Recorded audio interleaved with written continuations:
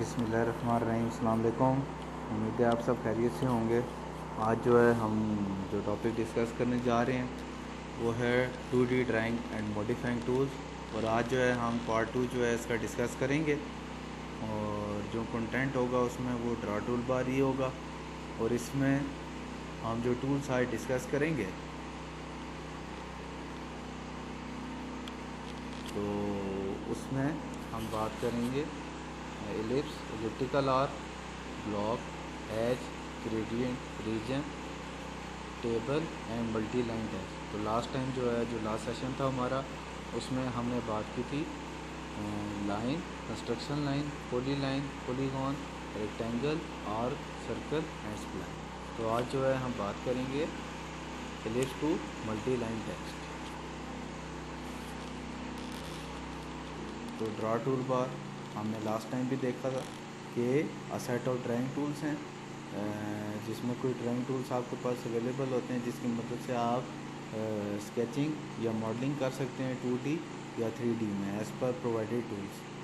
तो जिसमें आपके पास कुछ ऑलरेडी जो है कुछ शेप्स और इमेजेस भी अवेलेबल होते हैं जिनको आप यूज़ करके जो अपना स्केच या मॉडल है उसको कंप्लीट कर सकते हैं। तो ये आपके पास कुछ ड्राइंग टूल्स हैं जिनको हम आज डिस्कस करेंगे। तो इसमें जो आपके पास आज का जो पहला टूल है वो है एलिप्स। क्रिएट्स एन एलिप्स और एन रेक्टिकल आर्क। तो इसमें आपके पास जो टूल है एलिप्स का, उसके ज़रिए आप क्या कर सकते हैं, एलिप्स भी क्रिएट कर सकते हैं और एलिप्टिकल आर्क भी क्रिएट कर सकते हैं। जिसमें आपके पास क्या होगा कि आपको टोटल जो है वो 3 पॉइंट इसमें स्पेसिफाई करने होंगे। तो इसमें आप अगर देखें तो जो एलिप्स है इसमें आपको पहला पॉइंट 1 जो है स्पेसिफाई करना होगा, दैन पॉइंट 2। इन 2 पॉइंट से आप क्या करेंगे, आप ये स्पेसिफाई करेंगे कि एलिप्स की लोकेशन कहाँ पर होगी और जो लेंथ ऑफ फर्स्ट एक्सिस है वो क्या होगी, जो कि आपके पास इसमें कहलाती है मेजर एक्सिस। पॉइंट 1 to 2 जो है आपके पास होगा मेजर एक्सिस। तो ये जो मेजर एक्सिस है इसकी आप ना सिर्फ डायमेंशन स्पेसिफाई करेंगे बल्कि इसकी लोकेशन भी स्पेसिफाई कर लेंगे। तो आपको इसमें पॉइंट 1 और पॉइंट 2 जो है उसको स्पेसिफाई करना होगा। जब आप जो है वो पॉइंट 1 और 2 को स्पेसिफाई कर देंगे उसके बाद आपको पॉइंट 3 जो है स्पेसिफाई करना होगा, जो कि ना सिर्फ ये बताएगा कि एलिप्स के सेंटर से एलिप्स के एंड तक इन परपेंडिकुलर जो है वो डायमेंशन क्या है। एंड सेकंड आपके पास जो सेकंड एक्सिस है जो कि इसमें कहलाएगा माइनर एक्सिस, तो उसकी डायमेंशन क्या होगी। तो इसकी जो स्पेसिफाई आपने करनी है डायमेंशन एज़ पर प्रोवाइडेड, तो वो आप जो है थर्ड पॉइंट से कर लेंगे। तो इस तरह आपकी लिस्ट जो है वो कंप्लीट हो जाएगी और जिसको आप लिस्ट कमांड से यूज़ कर सकते हैं। तो ये आपके पास है लिस्ट कमांड। उसके बाद आपके पास नेक्स्ट है एलिप्स आर्क। इसके ज़रिए आप एलिप्टिकल आर्क जो है वो क्रिएट कर सकते हैं। The first 2 points of the elliptical arc determine the location and length of the first axis। तो जो आप फर्स्ट 2 पॉइंट स्पेसिफाई करेंगे यानी कि पॉइंट 1 एंड देन पॉइंट 2, तो ये आप स्पेसिफाई करेंगे इसमें एलिप्टिकल आर्क की लोकेशन और जो आपके फर्स्ट एक्सिस है जो कि इनफैक्ट मेजर एक्सिस है, तो वो आप स्पेसिफाई कर रहे हैं। The third point determine the distance between the centre of the elliptical arc and the and point of second axis. तो फिर आप उसी तरह जैसे आपने एलिप्स में किया कि आप जो है थर्ड पॉइंट स्पेसिफाई करके क्या करेंगे, एलिप्स के सेंटर से जो थर्ड पॉइंट है उसके दरमियान जो डिस्टेंस है इसके परपेंडिकुलर, किसके, मेजर एक्सिस के, तो परपेंडिकुलर डायरेक्शन में आप थर्ड पॉइंट स्पेसिफाई करके आप जो है थर्ड जो इसका सेकंड जो एक्सिस है उसको स्पेसिफाई करेंगे जो कि इनफैक्ट माइनर एक्सिस है। तो माइनर एक्सिस को आप पॉइंट 3 से स्पेसिफाई कर देंगे। The fourth and fifth points are the start and end angles. Fourth और फिफ्थ जो आपके पास पॉइंट होगा वो डिटरमिन करेगा कि जो आपकी आर्क है उसका स्टार्टिंग और एंड पॉइंट क्या होगा, कि आपकी लिफ्ट जो है वो स्टार्ट कहाँ से हो रही है, आपकी लिफ्ट जो है वो एंड कहाँ पर हो रही है। तो ये आप स्पेसिफाई करेंगे पॉइंट 4 और पॉइंट 5 से। तो ये आपके पास है एलिप्स आर्क और इनफैक्ट एलिप्टिकल आर्क। उसके बाद नेक्स्ट है insert block. Inserts a block और a drawing into the current drawing. तो आपके पास ऑलरेडी कोई स्केच या मॉडल अवेलेबल है, अगर आप कोई ब्लॉक उसमें जो है वो अप्लाई करना चाहते हैं, मतलब जैसे आपके पास जो है मुख्तलिफ टाइटल ब्लॉक्स अवेलेबल होते हैं ड्राइंग में, तो कोई भी इंफॉर्मेशन आप उस ब्लॉक के ज़रिए प्रोवाइड करना चाहते हैं तो उस मकसद के लिए आप इंसर्ट ब्लॉक को यूज़ कर सकते हैं। इसमें ना सिर्फ आप ब्लॉक जो है इंसर्ट कर सकते हैं किसी स्केच या मॉडल में, बल्कि ऑलरेडी आपके पास कोई स्केच या मॉडल है उसको भी आप इंपोर्ट कर सकते हैं एग्जिस्टिंग स्केच या मॉडल में। A good practice is to insert a block from block library. तो एक गुड प्रैक्टिस तो यही होगी कि आप जो है ब्लॉक को ब्लॉक लाइब्रेरी से insert. A block library can be a drawing file that stores related block definitions, or it can be a folder that contains related drawing files, each of which can be inserted as a block. With either method, blocks are standardized and accessible to multiple users. तो आपके पास already कोई drawing file जो है stored है किसी भी location में, तो आप उसको भी एक्सेस कर सकते हैं, और जिस फोल्डर में स्टोर्ड है उसको भी आप एक्सेस कर सकते हैं और उसको आप स्पेसिफाई कर सकते हैं उसकी लोकेशन को। तो उसको एज अ ब्लॉक आप जो है वो एग्जिस्टिंग ड्राइंग में इंसर्ट कर सकते हैं।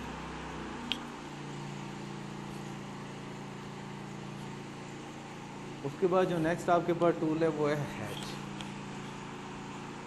फिल्स एन इंक्लोज्ड एरिया और selected objects with a hatch pattern और fill.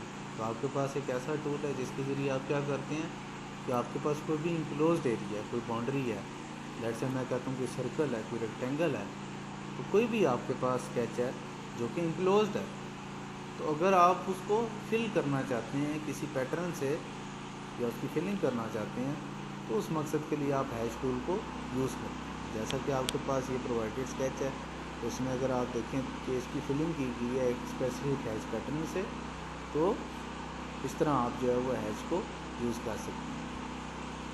Choose from several methods to specify the boundaries of hatch. तो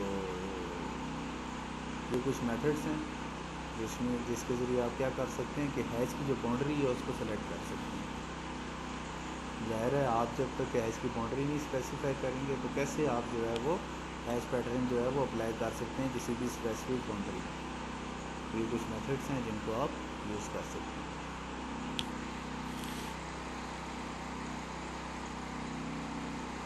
उसके बाद नेक्स्ट है gradient. Fills an enclosed area और selected object with the gradient fill.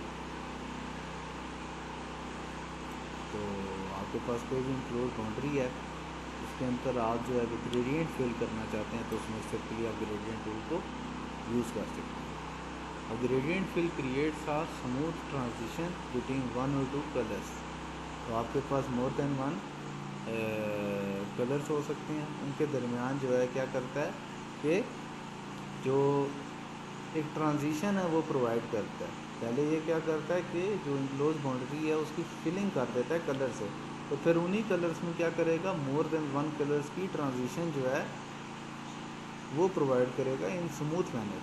अगर आप देखें तो इस पॉइंट से हम स्टार्ट करते हैं, तो यहाँ पर जो पैटर्न है कलर का जो ग्रेडियंट है वो कम्प्लीटली वाइट है, पर जैसे जैसे आप जो है वो पॉजिटिव एक्स में मूव कर रहे हैं तो ये स्काई ब्लू की तरफ जा रहा है, फाइनली जो है ये ब्लू हो, तो ये आपके पास ग्रेडियंट है।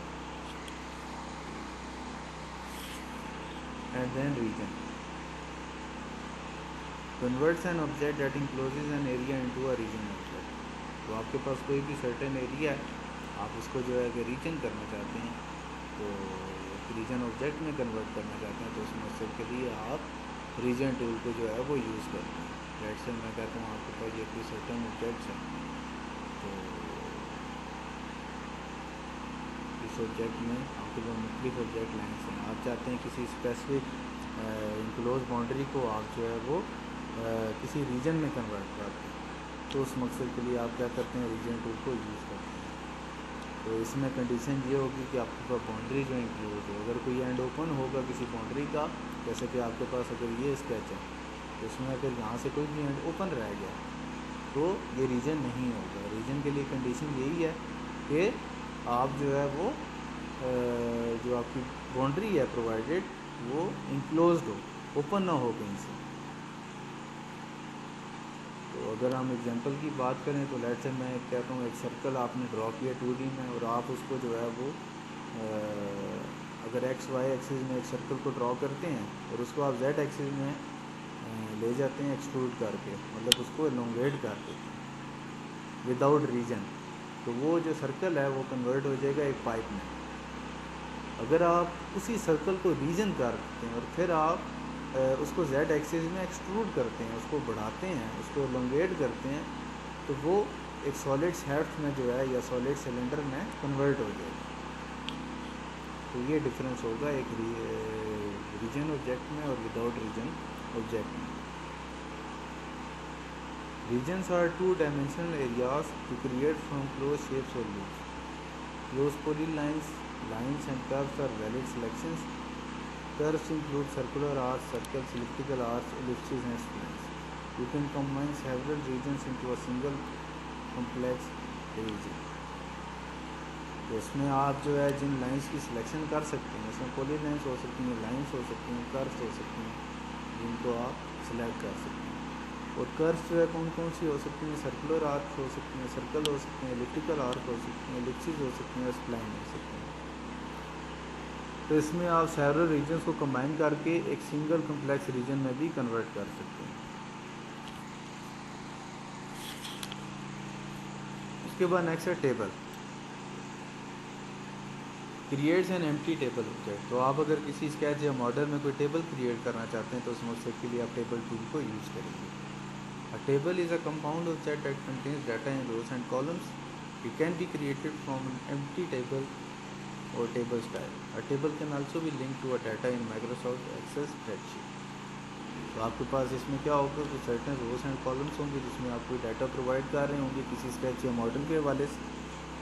तो आप जो है क्या कर सकते हैं, एम्प्टी टेबल भी क्रिएट कर सकते हैं, और ऑलरेडी कुछ टेबल स्टाइल्स जो है अवेलेबल होंगे आपके पास, तो उनको भी आप यूज़ कर सकते हैं।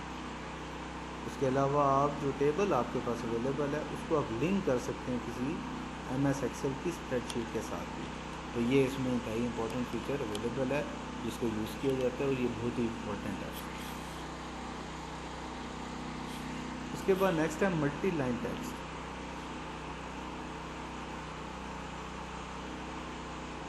Creates a multi line text object. तो अगर आप जो है कोई टेक्स्ट ऑब्जेक्ट क्रिएट करना चाहते हैं जो कि मोर देन वन लाइन्स के ऊपर डिपेंडेंट है, तो और अगर वो आप चाहते हैं कि एक ही ऑब्जेक्ट हो तो उसको हम मल्टी लाइन टेक्स्ट जो है वो क्रिएट कर सकते हैं।